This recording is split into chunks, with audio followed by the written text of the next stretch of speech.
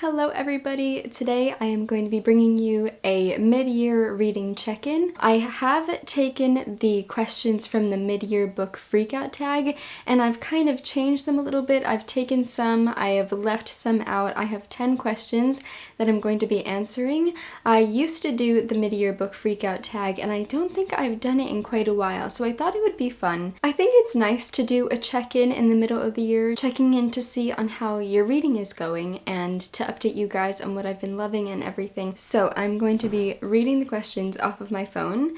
So the first question, and I will also leave these in the description box, I would love for you guys to copy and paste the questions and let me know your answers in the comments. So anyway, here are my answers to the questions. So number one is best book you've read so far in 2024. We're starting off with the most exciting question, and I have two answers. I have two answers for this one. The first one I don't think is going to be a surprise at all, and that is The Fellowship of the Ring by J.R.R. Tolkien. I read this in May for the Game of Tomes book club because we are reading the entire Lord of the Rings series, and I just absolutely fell in love with it. The writing is just unlike anything I've ever experienced. The characters are so lovable and wonderful, and it's just such an incredibly deep and brilliant story, and I love it very, very much. J.R.R. Tolkien really blew me away, and this, so far I am about halfway through The Return of the King, but I think this section was really my favorite so far. We'll see how it ends and how I feel about that, but I'm so excited to say that this has been one of my favorite books so far this year, tied with a very different book, so I feel like it's hard to compare them, and that is Sense and Sensibility by Jane Austen, which I read Sense and Sensibility in May, and then I read Lord of the Rings, The Fellowship of the Ring right after, so it was like two favorite books, one right after the other, and I loved it so much. Jane Austen is incredible. She never ceases to blow me away. I love her writing. I love her characters.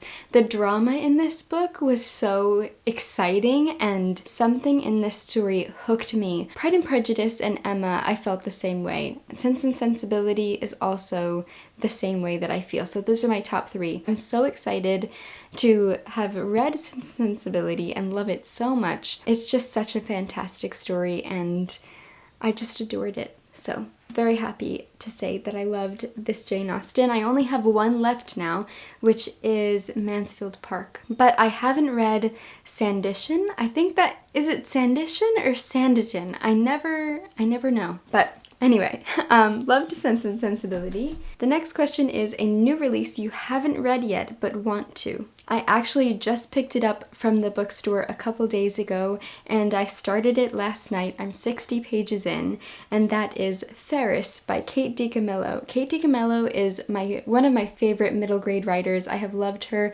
ever since I was a child when I was reading middle grade. I grew up reading Because of Winn-Dixie and The Tale of Despereaux and Miraculous Journey of Edward Tulane, and this is her newest book, Ferris, and I will read absolutely everything that Kate Dicamillo writes for my entire life. The child in me screams every time she releases a new book.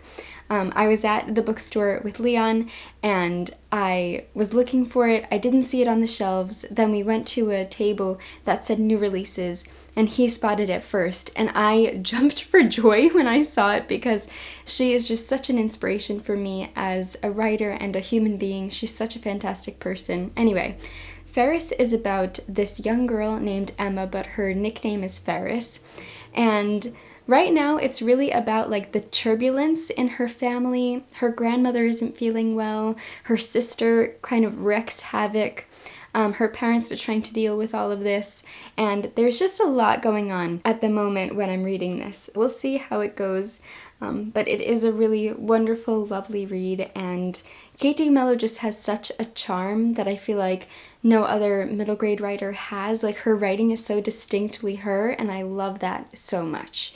So highly recommend checking out Kate Dicamillo, even if you are not a middle grade reader. So anyway, that is Ferris. I am so excited to keep reading this one, and this was a much anticipated read for me. The third question is most anticipated release for the second half of the year, and that has to go to Intermezzo by Sally Rooney, which comes out on September 24th of 2024.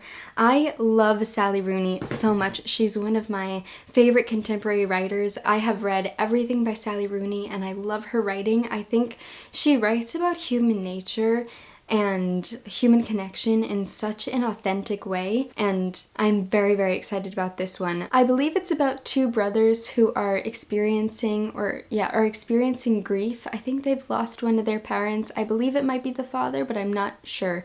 I read the synopsis last night and I have already forgotten. But they are experiencing grief in, I believe, very different ways, and it's just them trying to navigate their lives after losing a parent, I believe. It sounds fantastic. The cover design is beautiful, and I think one of the brothers is a chess player, a competitive chess player. I'm excited to see how chess plays into the story. I am really looking forward to reading it. Question number 4 is the book that surprised you the most. I have 2 answers for this one. The first one is If Beale Street Could Talk by James Baldwin. I went into this knowing that I would enjoy it, but I wasn't expecting to love it as much as I did. It was so captivating, and I cared so deeply for the characters.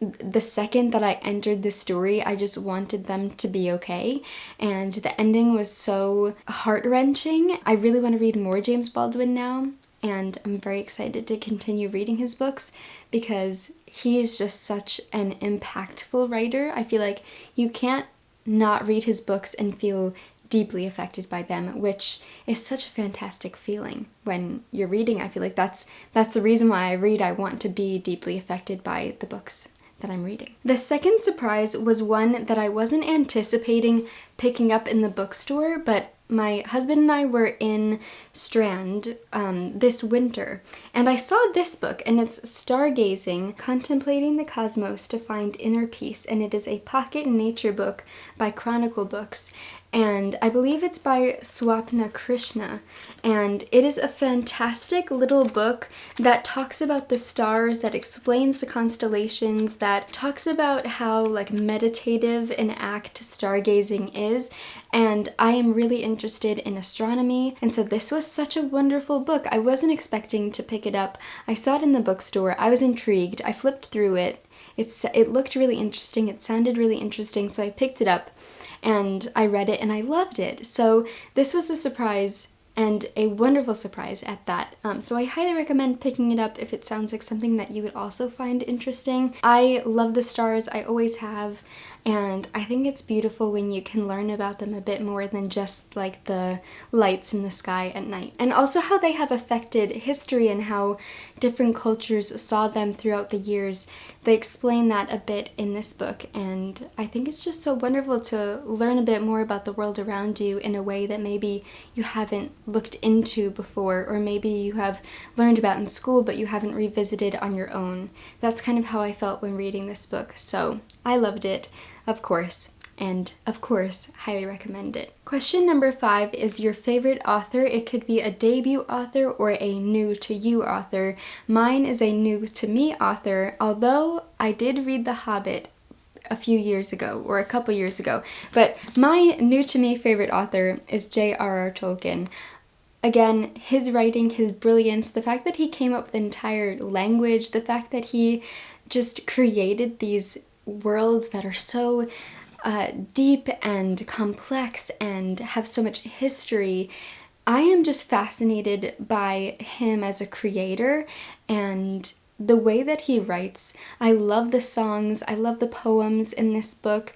They enhance the story so much, and just how he can create such a complex world and universe is baffling to me, and I would love to have a conversation with him. You know, that question of like, who is a famous person, dead or alive, that you would have like a dinner with, a conversation with? I feel like he would be such an interesting person to talk to, and I want to figure out like how he came up with these things, what were his inspirations, and just, yeah, how he developed this story and these characters, because it's just brilliant. So he is definitely my new to me favorite author. And then the next question, I believe, is newest favorite character. My newest favorite character is also from The Fellowship of the Ring, and that is Samwise Gamgee. I don't think that's a surprise. I feel like Sam is a lot of people's favorite characters. The fact that he's a gardener, I love gardening, my parents love gardening. I have been gardening ever since I was a kid. I think his passion for gardening speaks to me. The fact that he's such a loyal friend and companion to Frodo, and right now where I am in the Return of the King, oh my goodness, Sam and Frodo are really going through it, and I am just on the edge of my seat hoping for the best for them. I think the number one thing that I love about his character is how great of a friend he is. He's just such a loyal, wonderful friend. So yeah, Sam is my favorite character of 2024. Question 7 is a book that made me cry. I actually don't have it with me because it's under a really big stack of other books by this author, and that is The Winners by Fredrik Backman. This is the 3rd book in the Beartown series, and I have loved Beartown for many years. Then Fredrik Backman came out with the final book in the trilogy, and it ripped my heart into a million pieces. I don't want to say too much because it is the 3rd book in the series. Just so much happened to my favorite character, and it truly ripped my heart out. They're in the Swedish wilderness, and this very small town, as well as the small town next to them, their lives revolve around the hockey teams, and my family and I are huge hockey fans, ice hockey fans.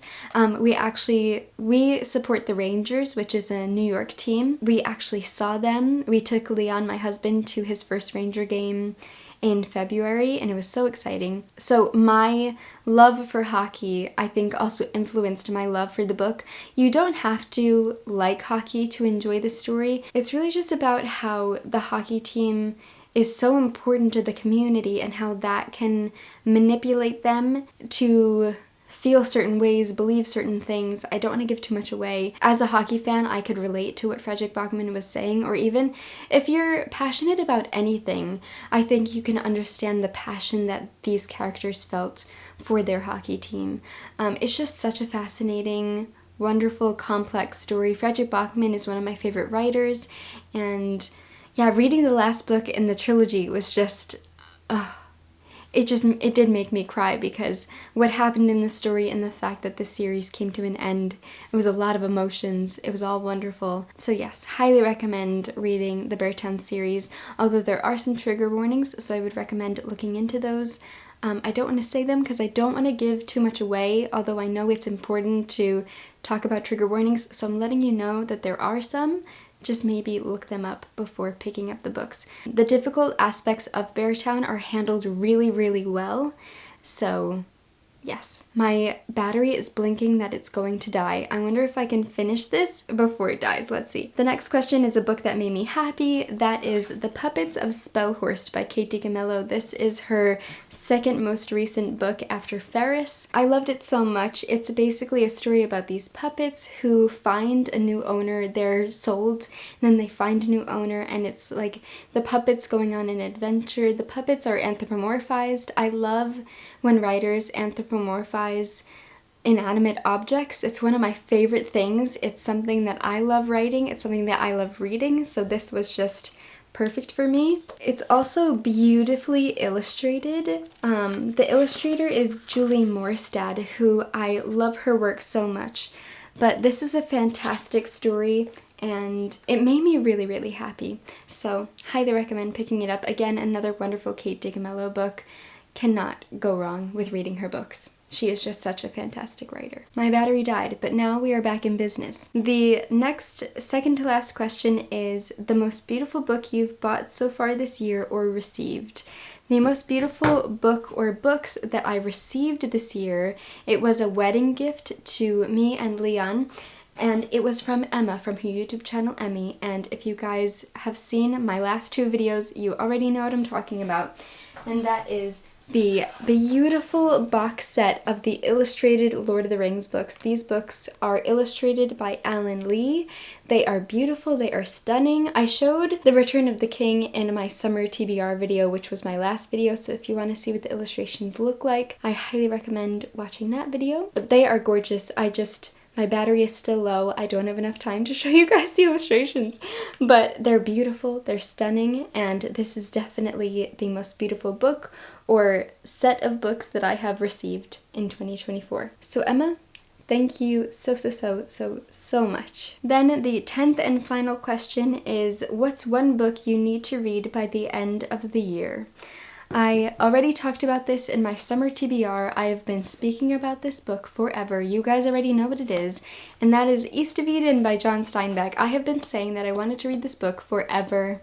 I have a feeling it's going to be an all-time favorite, and I just need to read it by the end of 2024. I want to read it very soon. I read the first 2 paragraphs in my summer TBR, and they're just so beautiful. I love John Steinbeck's writing. I have read a lot of his shorter books.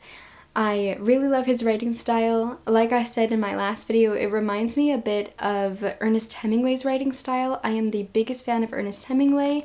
I am a huge fan of John Steinbeck, so I am extremely excited to read this book, and I truly believe that I'm going to love every page. So I have to read this book by the end of the year. If not, I will be the biggest disappointment to myself. So it is happening. It will happen. I put it in this video, I put it in the last video. The lighting is getting weird for some reason. Those are all 10 questions for the mid-year book tag. I hope you enjoyed this video. Again, I would love to know your answers to these questions, so feel free to leave them in the comments. I would love to read through and get more recommendations. That's my favorite thing about the comment section, is seeing what books you guys recommend and then adding them to my TBR. So anyway, thank you so much for watching this video. Like I said, I really hope you enjoyed, and I will see you very soon in the next one. I hope you're doing very well, and as always, happy reading!